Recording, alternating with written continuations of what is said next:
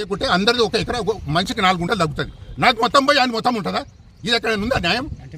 ప్రకారం 100% ల్యాండ్ ఉంది. సర్వేరు చూపించిండు, సర్వేను కొలవకుంటే లెటర్లు ఇస్తారు. నీకు ఎందుకు రాబాయి? నువ్వు భూమి ఉన్నాడో ఎమ్మెల్యే చేస్తాడు, కొలిపించారు వరదంగా రాదు. నువ్వు మమ్మల్ని తీసుకొచ్చి భూమి లేదని ఎట్లా చెప్తున్నావు?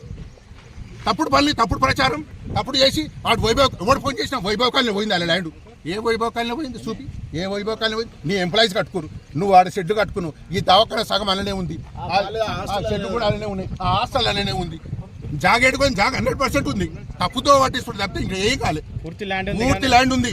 అన్యాయం చేయడానికి ప్రయత్నిస్తుండో పందికొక్కడు తోటి సంపాదించుకోవాలని ఆలోచన తప్పితే ఇంకోటి ఏది లేదు. ఇక్కడ గవర్నమెంట్ సర్వేరే వచ్చి మాకు మొత్తం సర్వే చేసి పాయింట్లు పెట్టిపోతే పాయింట్లు కూడా వీకేసి కలర్లు కూడా మొత్తం తూడ్చిపడేసారు. ఈయన మళ్ళీ మాట్లాడతాడు, హరీష్ రావు మాట్లాడతాడు, న్యాయంగా మేము ఎన్ఓసీలు ఇచ్చినాం, పీకెనీకి ఇచ్చినాము. ఎన్ఓసీ నా పేరు దోను రాజేష్ రెడ్డి. నేను